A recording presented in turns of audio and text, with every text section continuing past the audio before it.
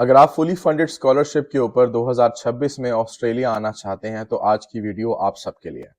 सबसे पहले ये बताता चलूं कि पीएचडी करने के लिए ऑस्ट्रेलिया में आपको फुली फंडेड स्कॉलरशिप्स ऑफर की जाती हैं। इसका प्रोसेस क्या है, इसकी क्या रिक्वायरमेंट्स है, किस तरह से आपने इन यूनिवर्सिटीज को और इन स्कॉलरशिप्स को अप्रोच करना है और किस प्रोसेस के थ्रू गुजर के आपने ऑस्ट्रेलिया लैंड करना है, ये तमाम इन्फॉर्मेशन आज आपको आज की वीडियो में बताऊंगा। अगर आपने ऑस्ट्रेलिया में पीएचडी के लिए अप्लाई करना है तो आपको ये याद रखना है कि आपका ये पूरा प्रोसेस ऑस्ट्रेलिया पहुंचने तक 1 साल तक भी ले सकता है। इसलिए अगर आपने अगस्त में 2026 में ऑस्ट्रेलिया आना है तो आपको आज से ही ये प्रोसेस शुरू करना पड़ेगा। इस प्रोसेस के 9 डिफरेंट स्टेजेस हैं, मैं आपको डिटेल में ये तमाम स्टेजेस बता देता हूँ। पहला स्टेज जो है वो आपका है, आपने अपनी फील्ड चूज करनी है जिसमें आप पीएचडी करेंगे, जिसमें आप रिसर्च करेंगे।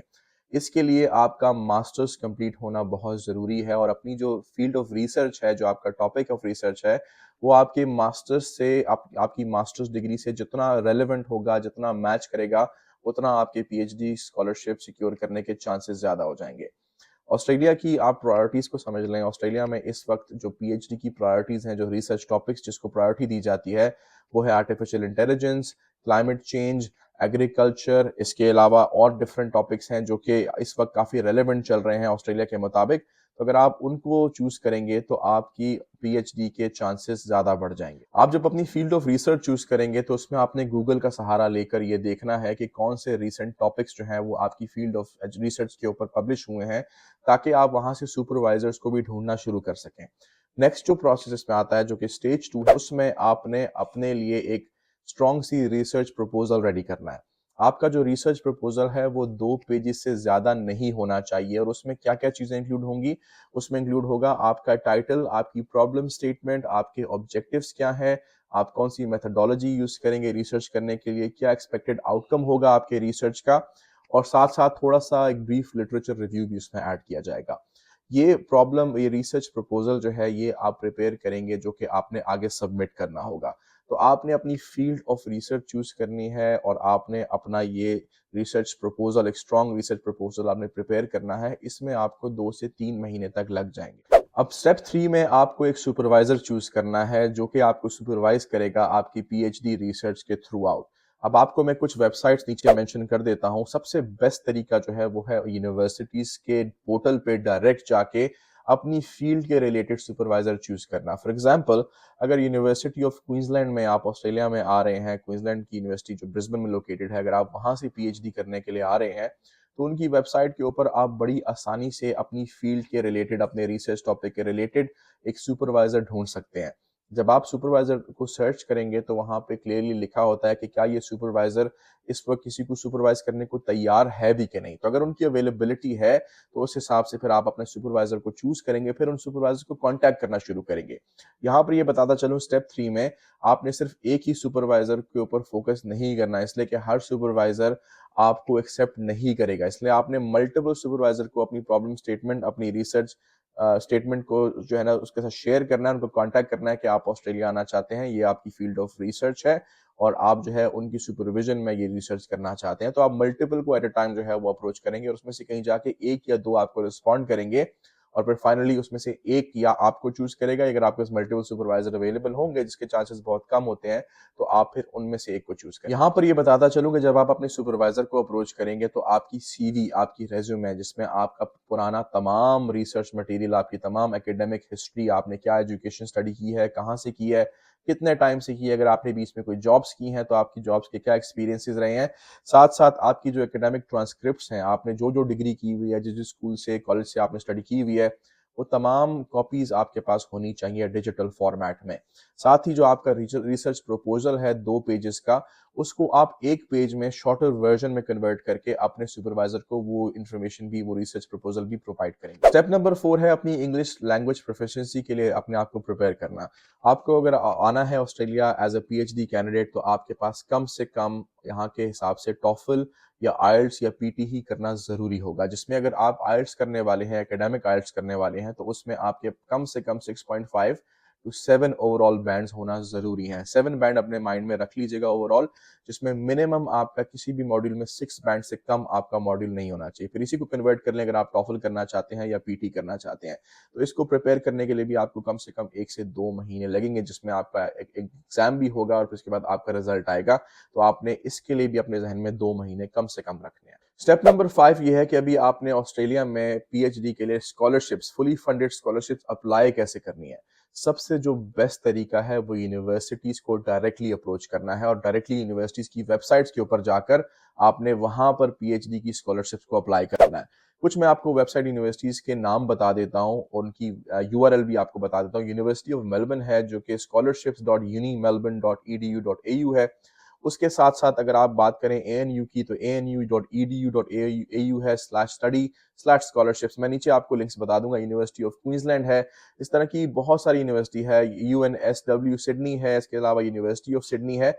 ये कुछ टॉप टियर यूनिवर्सिटीज हैं जो कि फुली फंडेड स्कॉलरशिप्स आपको ऑफर करती हैं। ऑब्वियसली इनका अपना क्राइटेरिया है, जब आप उसको फुलफिल कर लेंगे तो उसके बाद आपको ये स्कॉलरशिप्स ऑफर की जाएंगी। इसके अलावा कुछ ऐसी वेबसाइट्स भी हैं जहां पर जाकर आप फुली फंडेड स्कॉलरशिप्स के लिए अप्लाई कर सकते हैं। जैसे for example research training programme है। ये आपको ट्यूशन फी भी आपकी कवर करता है। ये आपको साल का $32,000 तक भी स्टाइपेंड भी देता है, जो कि अपने आउट ऑफ पॉकेट आपके एक्सपेंसेस मैनेज करने के लिए देता है। यहाँ पे ऑस्ट्रेलिया अवार्ड्स है जो कि जिसमें पाकिस्तान एलिजिबल है। ये भी आपकी फुल ट्यूशन फी कवर करते हैं, साथ ही आपको आपकी फ्लाइट के टिकट्स भी कवर करके देते हैं, साथ ही आपको स्टाइपेंड भी देते हैं। कितना आपको एनुअली स्टाइपेंड मिलता है ये डिपेंड करता है आपकी स्कॉलरशिप लेवल के ऊपर। साथ ही मैंने आपको यूनिवर्सिटी की फुली फंडेड स्कॉलरशिप बता दी है, वो भी आपकी फुल फीस कवर करते हैं, साथ ही आपको स्टाइपेंड भी देते हैं। और इसके अलावा ऑन-द-वे स्कॉलरशिप्स भी हैं और ये भी आपको इसी तरह का फुल फंडिंग जो है वो ऑफर करते हैं।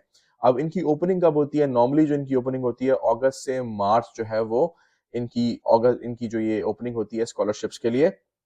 यूनिवर्सिटीज जो है वो थोड़ा-सा वेरी करती हैं, इसलिए कि यूनिवर्सिटीज अपने अपने मुताबिक अपनी स्कॉलरशिप जो है वो ओपन करती हैं। नॉर्मली इनके सेमेस्टर के हिसाब से स्कॉलरशिप साल में 2 दफ़ा ओपन होती हैं, इसलिए बेस्ट ये है कि यूनिवर्सिटी के पोर्टल पे जाके आप उन पे नज़र रखें कि कब-कब वो अपनी स्कॉलरशिप्स ओपन कर रहे हैं और कब-कब अपनी स्कॉलरशिप्स को अनाउंस करने वाले हैं। स्टेप नंबर 6 ये है कि डायरेक्टली आप यूनिवर्सिटी में ही फुली फंडेड स्कॉलरशिप के लिए अप्लाई करें और उसको अप्लाई करने का अगर आप अभी जुलाई में ये प्रोसेस स्टार्ट करने वाले हैं या अगस्त में स्टार्ट करने वाले हैं, तो आप दिसंबर से अप्रैल के बीच में, इन 3 से 4 महीनों के बीच में आप यूनिवर्सिटी की पोर्टल पे जाके डायरेक्टली वहाँ की स्कॉलरशिप अप्लाई करोगे।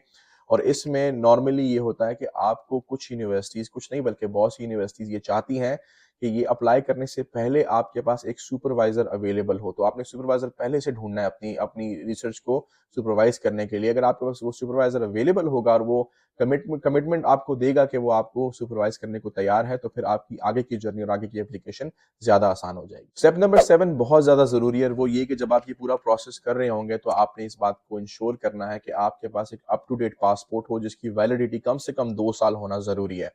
इसके साथ-साथ आपके पास आपकी सीवी जो है वो अप टू डेट हो, उसमें आपकी तमाम एकेडमिक ट्रांसक्रिप्ट्स की डिटेल्स हों, आप कोई नौकरी कर रहे थे या कर रहे हैं, तमाम जॉब डिटेल्स उसमें मौजूद होनी चाहिए। साथ ही साथ उसमें आपके पर्पस ऑफ स्टेटमेंट जो है, वो स्टेटमेंट ऑफ पर्पस जो आपके लिए ज़रूरी होती है वीज़ा एप्लीकेशन के लिए, वो भी रेडी होनी चाहिए। इसके साथ-साथ आपकी तमाम ट्रांसक्रिप्ट जो है वो आपकी जितनी भी एकेडमिक ट्रांसक्रिप्ट्स हैं, तमाम अटेस्टेड हों और तमाम चीज़ें रेडी हों, ताकि आपको जब यूनिवर्सिटी की तरफ से ऑफर आए तो आप यहाँ का ऑस्ट्रेलिया का स्टूडेंट वीज़ा अप्लाई करने में ज़्यादा देर ना लगाएँ। स्टेप नंबर 8 है इंटरव्यूज़ प्रोसेस। कुछ यूनिवर्सिटीज़ जब आपको सिक्योर करने वाली होंगी, जब आपको फुली फंडेड स्कॉलरशिप प्रोवाइड करने वाली होंगी, तो वो आपका इंटरव्यू भी ले सकती हैं ऑनलाइन। इस केस के लिए आपको प्रिपेयर रहना है, इसमें आपसे वो तमाम इन्फॉर्मेशन लेंगे जो आपने उनको ऑलरेडी रिटन में दिया होगा, लेकिन आपने बेसिकली उनको कायल करना है कि आप क्यों ऑस्ट्रेलिया चूज़ कर रहे हैं, आप क्यों यूनिवर्सिटी उनकी चूज़ कर रहे हैं, खासतौर आपने रिसर्च आके ऑस्ट्रेलिया में ही क्यों करनी है, अपनी पीएचडी यहाँ पे कंप्लीट क्यों करनी है। तो ये एक इंटरव्यू प्रोसेस है जो कि कुछ केसेस में आपको गुजरना पड़ता है इस प्रोसेस, और कुछ केसेस में कुछ एप्लीकेंट्स को इसके प्रोसेस से गुजरने की ज़रूरत ही नहीं पड़ती। तो depends from case to case, लेकिन आपने अपने आप को इस केस के लिए, इस इंटरव्यू के लिए भी तैयार रखना है, प्रिपेयर रखना है। स्टेप नंबर 9 ये है कि अगर आपके पास ऑलरेडी आपका सुपरवाइजर अवेलेबल होगा और आपने यूनिवर्सिटी को, बल्कि मल्टीपल यूनिवर्सिटी को अपनी एप्लीकेशन सबमिट करा दी होगी, और यहाँ पे बताता चलूँ कि आपने सिर्फ एक यूनिवर्सिटी को अपनी एप्लीकेशन सबमिट नहीं करानी, आप जितनी यूनिवर्सिटीज़ को अप्रोच कर सकते हैं, जितनी यूनिवर्सिटीज़ में अप्लाई कर सकते हैं, आपने उतनी यूनिवर्सिटीज़ में अप्लाई करना है। जब इनमें से एक यूनिवर्सिटी की आपको कंफर्मेशन आ जाएगी, जब वो आपको ऑफर ऑफ एडमिशन देंगे, साथ ही वो आपको देंगे स्कॉलरशिप अवार्ड लेटर और साथ ही सीओई आपको सेंड करेंगे, confirmation of enrolment letter send करेंगे। तो ये 3 चीज़ें लेकर फिर आपने यहाँ का स्टूडेंट वीज़ा अप्लाई करना है और वो स्टूडेंट वीज़ा आप एज़ अ स्टैंडर्ड अप्लाई करेंगे और ये फीस आप अपनी जेब से भरोगे। ये आपकी स्कॉलरशिप में कवर नहीं होगी। आपकी फ्लाइट के टिकट्स, आपके यहाँ पे ट्यूशन फीस, साथ ही आपको साल में कितने डॉलर्स मिलेंगे एज़ अ स्टाइपेंड, ये आपको यहाँ पे कवर होगा। लेकिन आपकी स्टूडेंट वीज़ा की फीस और जो एडमिन कॉस्ट होती है, पासपोर्ट देने का खर्चा, बायोमेट्रिक्स का खर्चा, ये तब तमाम चीज़ें आपको अपनी जेब से पे करना होगा, नो मैटर अगर आपको 100% स्कॉलरशिप भी मिलती है। यहाँ पर ये बताता चलूँ आप सबके लिए बहुत ही बेनिफिशियल होगा कि एकेडमिक रिसर्च में ऑस्ट्रेलिया आइएगा, इसलिए कि उस बेस के ऊपर जब आप एकेडमिक रिसर्च में यहाँ पे आएंगे पीएचडी के लिए, तो आपको ये अलाउ होगा कि आप यूनिवर्सिटी में एज अ सब लेक्चरर या किसी तरह से सेकंडमेंट पे आप काम करें और आप उसके थ्रू भी ट्यूटोरियल्स अटेंड करके डॉलर्स कमा सकते हैं, साथ साथ अपनी रिसर्च भी जारी रख सकते हैं और साथ साथ कोई थोड़ी अर्निंग भी कर सकते हैं। तो ये पूरा प्रोसेस था, स्टेप 1 से लेके स्टेप 9 तक पूरा 1 साल लगता है आपका एप्लीकेशन रेडी करने से लेके ऑस्ट्रेलिया लैंड करने तक पूरा 1 साल लगता है। इसलिए अभी राइट टाइम है, अगस्त से सितंबर is the right time to get started. ये अपना सुपरवाइजर ढूंढें, अपना मेन जो आपका एरिया ऑफ रिसर्च है उसको चूज करें, साथ साथ यूनिवर्सिटीज की पोर्टल्स को विजिट करना शुरू करें। मैं कुछ लिंक्स आपको साथ शेयर कर दूंगा जिनको आप विजिट करके कब स्कॉलरशिप्स ओपन हो रही हैं उन पर नजर रखनी है और इस तरह से आप ऑस्ट्रेलिया फुली फंडेड स्कॉलरशिप के ऊपर आ सकते हैं। उम्मीद करता हूँ आपको आज की वीडियो अच्छी लगी होगी। कमेंट्स में अपनी राय का इजहार जरूर कीजिएगा। इंशाल्लाह मिलूंगा आपसे नेक्स्ट वीडियो में, तब तक अपना ख्याल रखिएगा जी। अल्लाह हाफिज।